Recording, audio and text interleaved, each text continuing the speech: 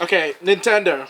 Let's shift it to video games, because that's what we do, right? We play video games. I think. Nintendo makes games now. Oh, Hey, look, I sold my PS3 for a Wii U, alright? How's that working out for you? Not good. not good. Don't worry, because Get Bayonetta, man. get Bayonetta 2 and 1. I don't have a gamepad, it broke. He broke his. Yeah, They're like $200 to Before we get replace. look, Wii's on a Nintendo, so I'm just gonna have a little quick rant, real quick. Something happened to my gamepad during Movable, right? So the screen's kind of messed up, and it's like stuck down in one area. So when you try to move the cursor on the screen, it just snaps back to that one area where the pressure is on the gamepad. So the controller's fucked. You know, to get it fixed, it costs like $150, $200. To buy a new one, it costs about $200. To buy the new console by itself, it's like $300 with the pad. Because, yeah, a lot of places don't sell the gamepad by itself. You have to buy it with the console. Same if I want to trade it in, I get shit for it because I don't have a gamepad. And that annoys me, Nintendo. That annoys me. Anyway, Pat, continue. What annoys me is Nintendo hasn't released a Smash Brothers bundle. Because that's what I want. That's how to print money. That's the thing that's going to make me buy a Wii U, is that they bundle it with Smash Brothers with the GameCube controller adapter that comes with the game. Yep. Like, yeah, it's just like with the big announcements they had with Super Smash Brothers, 8-player local multiplayer, and all the characters and level Because that's what design and multiplayer is stuff. to you, isn't it? Yes, 4 that's what- people, 8 people in a 8 room. people. I'm Yeah, no, I'm so anti-online gaming. Me and Dave are very couch co-op. It's great. Anyway, yeah, what do you want? No, so Nintendo. Patrick? Well, considering the fact that they have been going through a lull period the last couple of years, like casual gamers now don't see Nintendo as a big thing. Like they can't go up against Microsoft or Sony because the casual gamers have moved on to the next generation. They have. Of Xbox Ones and PS4s. But even before that, like the Wii U didn't do that great. The Wii did amazing. The Wii did amazing. Yeah, but the Wii U. The Wii U wasn't marketed properly. People didn't see it as the next Wii. They saw it as an add-on. Yeah, the general populace. pretty much. And unfortunately, it suffered. Like the average Wii owner was your casual family, which maybe had like 2 or 3 games. Yeah, well, Just like Wii Sports. The only games I enjoyed the only games I've really played on the Wii U when I had it was Zombie U, which I still say is a really underrated game. That was a really fun game. Maybe one of the best zombie games I've played. Like, not even pulling my dick here, even though it's a circle jerk. None of you are pulling my dick. It's like legit. That was a really fun game. There's so much hype for that game. And then Scribblenauts. Scribblenauts was fun. To put in perspective of the hardcore Nintendo fan versus the casual Nintendo owner, what was the Zelda game? What was that Zelda game that first came out? Hyrule Warriors. No. On Wii. On Wii. Twilight Princess? Skyward Sword. Skyward Sword. Skyward Sword only sold 9 million copies compared to the 120 Wiis out there. That's how much a percentage the hardcore Nintendo makes up for it. I find it hilarious. It's like Nintendo 64, one of the most beloved consoles of all time, and like everyone I knew owned a 64. Yeah. All my friends and stuff and all that. There was only 39 million of them sold compared to the 100 million PlayStation 1s. And that baffles me. I'm just like, I was a PlayStation owner, but everyone I knew had a 64. Play Mario Kart and GoldenEye. You know what I think one of the big downfalls was? Rare. Because Rare was their golden horse. Rare made so many good games, and everybody loves them games. Banjo-Kazooie, Conker's Bad Fur Day, Perfect Dark. Perfect Dark, the original. The new one was shit Because they didn't make it. Yeah, fucking even Donkey Kong. All these games are like, we want. You hear when I was a kid, everybody would be talking about these games. You wouldn't hear shit from PlayStation. Like now and again, you'd hear Final Fantasy or Metal Gear Solid. It was all third party for PlayStation back then. But Nintendo 64 was a big thing. Like everybody talked about what game they're playing. Sorry, you wanted to say something. I cut you off. We'll edit this. No, but considering the fact that they're really sticking to their guns, Nintendo, and I think it's really starting to pay off. They're doing the thing where they're reprinting old games with new labels. Yeah, but that's I wouldn't say they're sticking to the gun.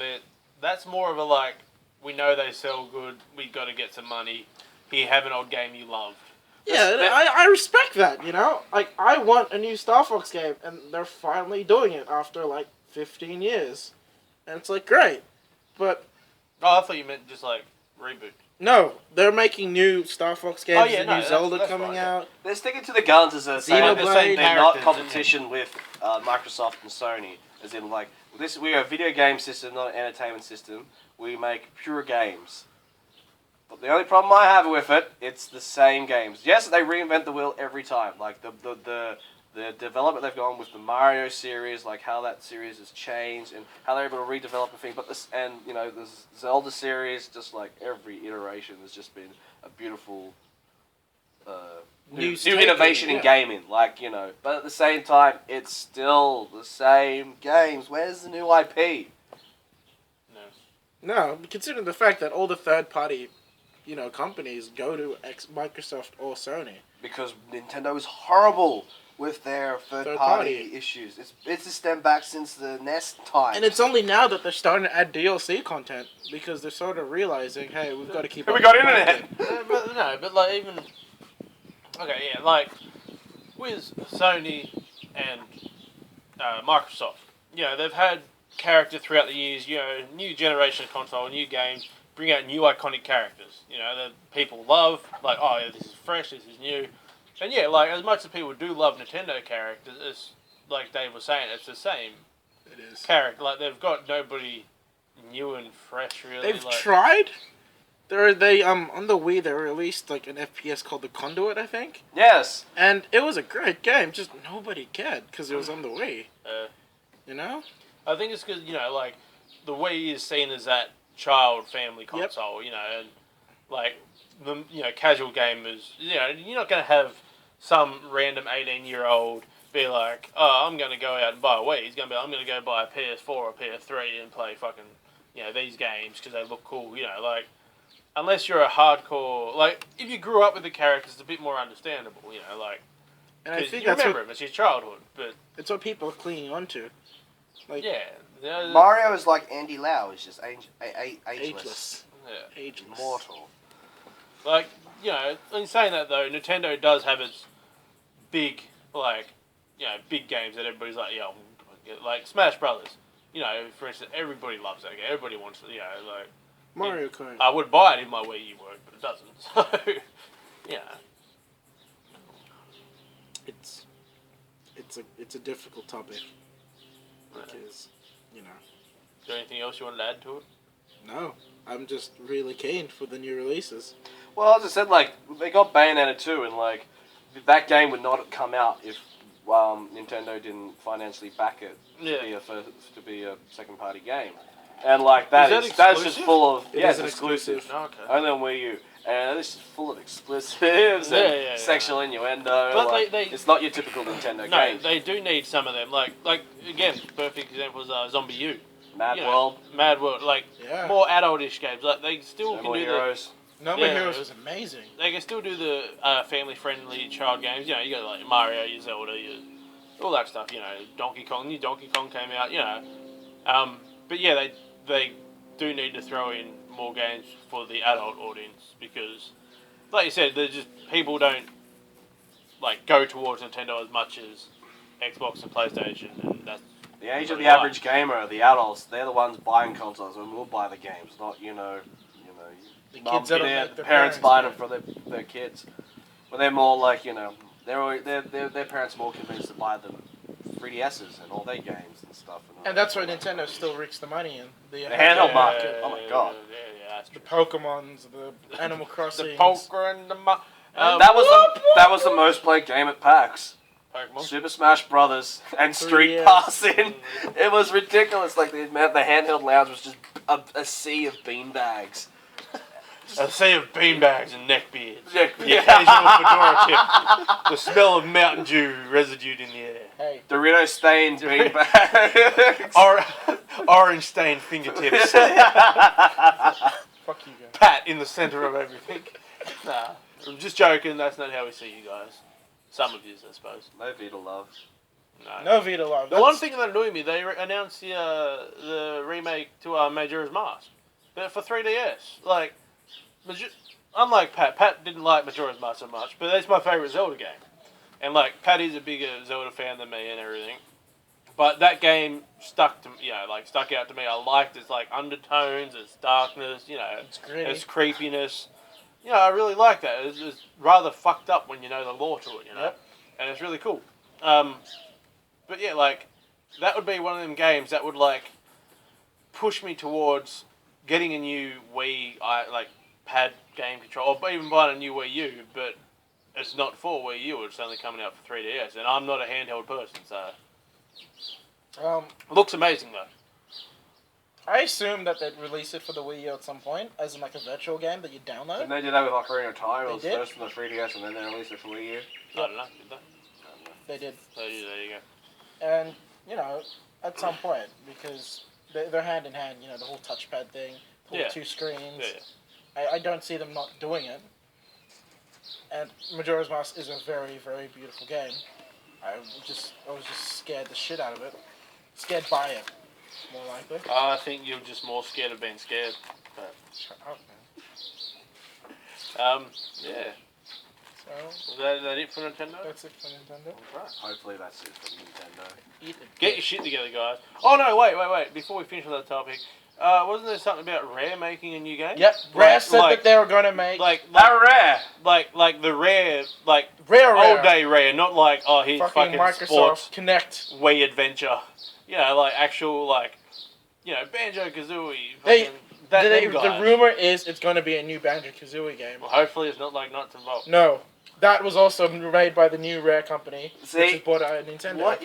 Microsoft. With Rare, companies keep going. The people who made Rare what it was back during the N64 games pretty much have all left the company and they started their own games.